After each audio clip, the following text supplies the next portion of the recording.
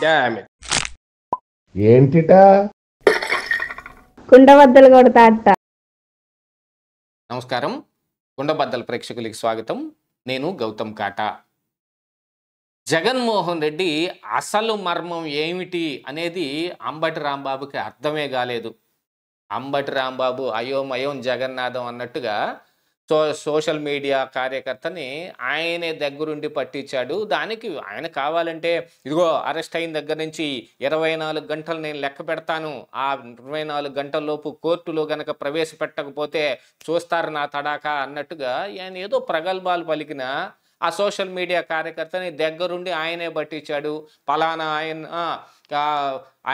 ఆయన పోస్టులు పెట్టారు, ఆయన అరెస్ట్ చేయాలంటే నా ఇంట్లోనే ఉన్నాడు, రండి నేనే పట్టిస్తాను అని ఏదో ఆయన మీద ఈ ఉత్తుత్తినే పోలీసులు ఎగబడి అరెస్టులు చేస్తుంటే ఆపటానికి నేను చూడు ఎలాంటి ప్లాన్ వేస్తానో అని అనుకున్నాడేమో. మరి మొత్తం కాస్త పప్పులో కాలేసినట్టయింది. పప్పు అంతా ఖరాబు. అసలే వైఎస్ఆర్ కాంగ్రెస్ పార్టీ నాయకులు ఏమేమి పోస్టులు పెడతారు, ఎలాంటి పోస్టులు అసభ్య పదజాలం వాడతారు అందరికీ తెలిసిందే. అది అంబటి రాంబాబు కూడా తెలియందేం కాదు. గతంలో ఈయన పట్టించిన ఈ సోషల్ మీడియా కార్యకర్త నకరేకల్లుకు చెందిన ఒక కార్యకర్త వంగలపూడి అనిత మీద పెట్టిన పోస్టుకు గాను దాని మీద మళ్ళీ కేసు పెట్టడంతో ఇప్పుడు అరెస్ట్ కోసం ఆయన ఇంటికి కూడా తిరిగారు. ఆయన కనిపించకుండా అబ్స్కాండు. తీరా చూస్తే అంబటి రాంబాబు ఇంట్లో ఆశ్రయం పొంది ఉన్నాడు. ఎన్నాళ్ళు ఇలా పొందుతాడు అని అనుకున్నాడేమో అంబటి రాంబాబు. మనమే దగ్గరుండి పోలీసులకు పట్టిస్తే వాళ్ళు ఈయన్ని మీద చెయ్యకుండాను ఇతన్ని ఏమీ చేయకుండాను 24 గంటల్లోపు మరి చట్ట ప్రకారంగా కోర్టుకి సబ్మిట్ చేస్తే అవసరమైతే రిమాండ్కి వెళ్తాడు, లేకపోతే 41A నోటీస్ ఇచ్చి వదిలేయండి అని కోర్టు అంటుంది అని ఏదో ఆయన ఊహించుకున్నాడు. ఇవన్నీ జగన్మోహన్ రెడ్డికి తెలీదా? ఆయన ఒక లీగల్ సెల్ పెట్టి ఆ లీగల్ సెల్ ద్వారా అసలే అబాసు పాలై ఉన్నారు. మీరు అయ్యప్ప మాలేసుకోండి, భవానీ మాలేసుకోండి, పోలీసులు మీ జోలికి రారు, మీరు కావాలంటే ఎక్కడికైనా అబ్స్కాండ్ వెళ్ళిపోయి దాక్కోండి అని అంటే ఈ వ్యక్తి ఆ మాట నమ్మి అబ్స్కాండ్ అయ్యి అంబటి రాంబాబు ఇంట్లో దాక్కోవటానికి వచ్చాడు. ఆయనే దగ్గరుండి పట్టిస్తే ఇప్పుడు పార్టీ పరిస్థితి ఏమిటి? ఎవరి మీదైనా సరే జగన్మోహన్ రెడ్డి కానీ అప్పట్లో వైఎస్ఆర్ కాంగ్రెస్ పార్టీ నాయకులు కానీ ఎటువంటి ఇది లేకపోయినప్పటికీ ఏదో ఒకటి కేసు పెట్టి లోపలేసేవాళ్ళు. ఆ రోజంటే 41A నోటీస్ ఇచ్చి వదిలేయండి అనే స్థాయిలో మరి ఆ రోజున వ్యవహారం అంతా ఉంది. కానీ ఈరోజు అలా లేదు. వీళ్ళు చేస్తున్న అఫెన్సు చేసింది మొత్తం కళ్ళకు కనపడతా ఉంది. వాళ్ళ పోస్టులన్నీ డౌన్లోడ్ చేస్తే కోర్టులే ఎలాంటి అసభ్య పదజాలం వాడే వాళ్ళకి ఇంకా మళ్ళీ మేము రిలీఫ్ కూడా ఇవ్వాలా, అరెస్ట్ చేసి అవతల పాడేయండి అని కోర్టే అంటోంది. మరి ఇంకేం చేస్తారు? వెళ్ళి ఎక్కడో చోట దాక్కోవటం తప్ప. అలాగే దాక్కుంటానికి మీ ఇంటి దాకా వస్తే మా ఇంట్లో ఎన్నాళ్ళు ఉంటావురా బాబు, నువ్వు కావాలంటే బీహార్ వెళ్ళిపో, లేకపోతే జార్ఖండ్ వెళ్ళిపోను, లేకపోతే కుదిరితే శ్రీలంక పారిపోను ఏదో చెప్పాలి.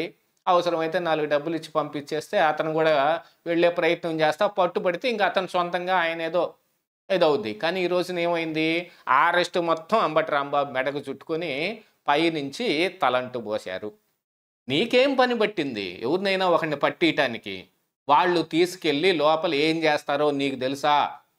అతన్ని కొడతారేమోనని భయపడుతున్నాడు అని అంటే పోస్టులు పెట్టిన రోజున ఆ భయం లేదు కదా.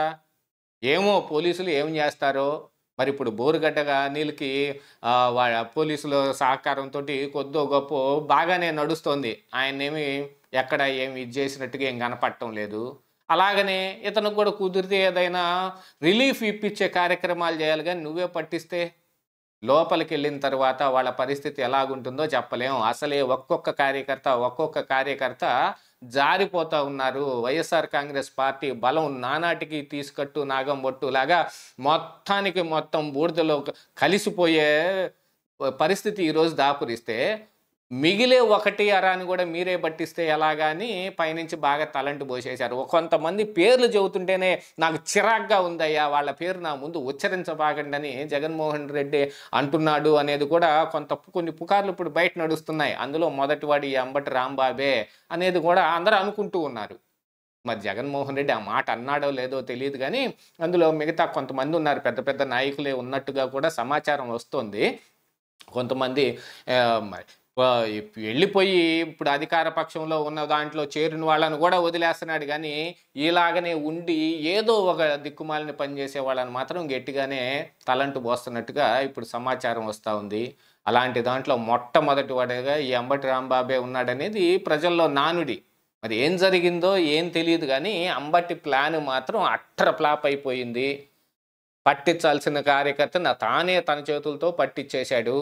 మరి ఇక ఇప్పుడు సోషల్ మీడియాలో ఇంకా అది పెద్ద వైరల్ అవుతూ ఉంటే మిగతా కార్యకర్తలందరూ ఏ నాయకుడిని నమ్ముకొని ఆ నాయకుడి దగ్గరికి వెళ్తారు చెప్పండి?